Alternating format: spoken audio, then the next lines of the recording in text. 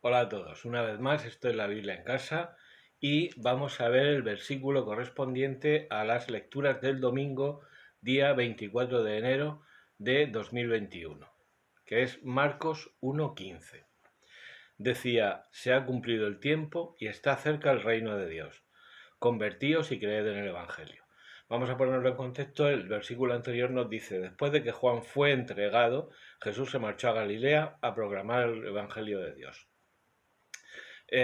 Los cuatro evangelios coinciden en esto, es decir, Jesús primero empieza su predicación una vez que Juan el Bautista es arrestado. Segundo, Jesús bajó de Nazaret a, a Judea y ahí en la Transjordania, en Betania de Transjordania, fue bautizado por Juan el Bautista. Una vez que Juan el Bautista es arrestado, vuelve a Galilea y ahí empieza su predicación. Luego, cuando resucite, les dirá a los discípulos: id a Galilea, allí me veréis. Es decir, id y volved a donde todo empezó. Este anuncio, esta primera predicación de Jesús, que es toda una declaración programática, se compone de cuatro partes. Primero, que se ha cumplido el tiempo. Segundo, la cercanía del reino de Dios. Tercero, la conversión. Y cuarto, la exhortación a creer en el Evangelio. De estos cuatro puntos, Juan el Bautista establece los dos centrales y lo vemos en el Evangelio según San Mateo, capítulo 3, versículo 2. Juan el Bautista dice: el reino de Dios está cerca y convertíos. A lo que Jesús añade: se ha cumplido el tiempo y creed en el Evangelio.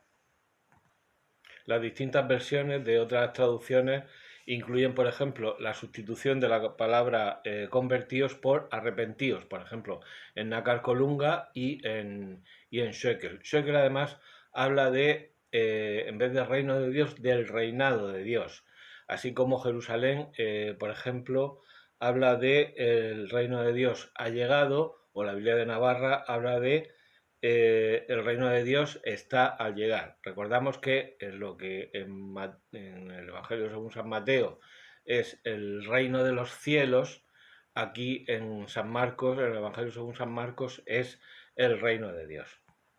Bueno, pues esta primera predicación, esta primera exhortación que hace Jesús nada más empezar su ministerio público, ya hemos dicho que se compone de cuatro elementos. El primero de ellos es el anuncio de que se ha cumplido el tiempo. ¿Qué tiempo? Hay varias acepciones de la palabra tiempo y puede ser entendida, vamos a entenderlo sobre todo de dos maneras. Hay una nota muy interesante en la Biblia de Jerusalén que recoge todas estas acepciones y que la incluiremos en su momento. Pero vamos a hablar de dos principales acepciones. La primera es que se ha cumplido el tiempo de la antigua alianza. Jesús es ese Dios encarnado que, ante la imposibilidad de los hombres de cumplir la ley, y así nos lo dirá, por ejemplo, Gálatas 4:4, ¿no? Ante la imposibilidad de los seres humanos para cumplir la ley, Dios se encarna en un hombre para, como hombre, cumplir toda la ley y cumplir la parte del pacto con Dios que los hombres no han podido cumplir. Como lo anunciará el propio Jesús en la cruz con la frase: todo está cumplido. ¿Qué estaba cumplido? La ley, la antigua alianza. Y en este sentido, es decir, se ha cumplido el tiempo de la antigua alianza, está también Hebreos capítulo primero, versículo segundo, que por cierto se fue lectura el lunes pasado. Bien, una segunda acepción, que es la que nos interesa, pues sería el final de los tiempos, la segunda venida de Cristo y el juicio, etcétera, etcétera. Esas estarían reflejadas, y lo vamos a poner también, en Efesios 1:10 y, por ejemplo, en otros como Mateo 13:40. Eso en cuanto al primer punto, el que se ha cumplido el tiempo. La segunda afirmación es: está cerca el reino de Dios.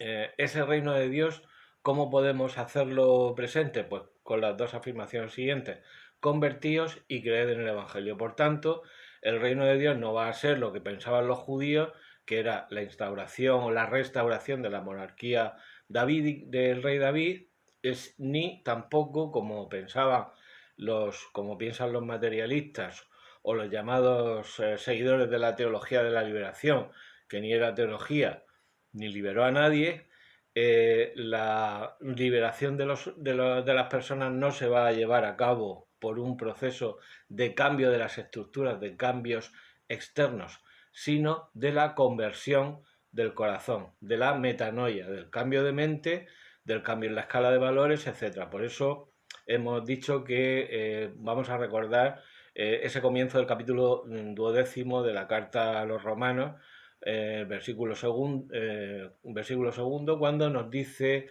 y no os amoldéis a este mundo, sino transformaos por la renovación de la mente, a fin, esa renovación de la mente es la metanoia, es la conversión, a fin de poder discernir la voluntad de Dios, lo que es bueno, lo que le agrada, lo perfecto.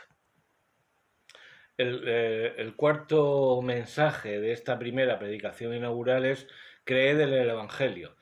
Por tanto, el Evangelio ya lo veíamos en Isaías. En Isaías hablaba ya de la buena noticia. Esto ya no es una buena noticia, no es un enunciado, no es un relatar un acontecimiento como, por ejemplo, se llamaba Evangelio, buena noticia, a lo largo del Antiguo Testamento, pues a la victoria de un rey, al anuncio de la victoria de un rey, por ejemplo, de una batalla, etc. Aquí el Evangelio no es algo, no es algo que se dice, es alguien que habla, que es Jesucristo. Por tanto, creer en el Evangelio es creer en Jesucristo. Bien, veremos cómo en el catecismo esto se nos va a concretar y se nos va a explicar, por ejemplo, referido al sacramento de la confesión y referido a esa vida nueva que nos propone el Señor en esta predicación inaugural. Veremos los parágrafos 541, 1423 y 1427, así como también las partes del León Difú, del vocabulario de teología bíblica correspondientes a este pasaje. Así que nada más, ya lo sabes, adelante con la Biblia.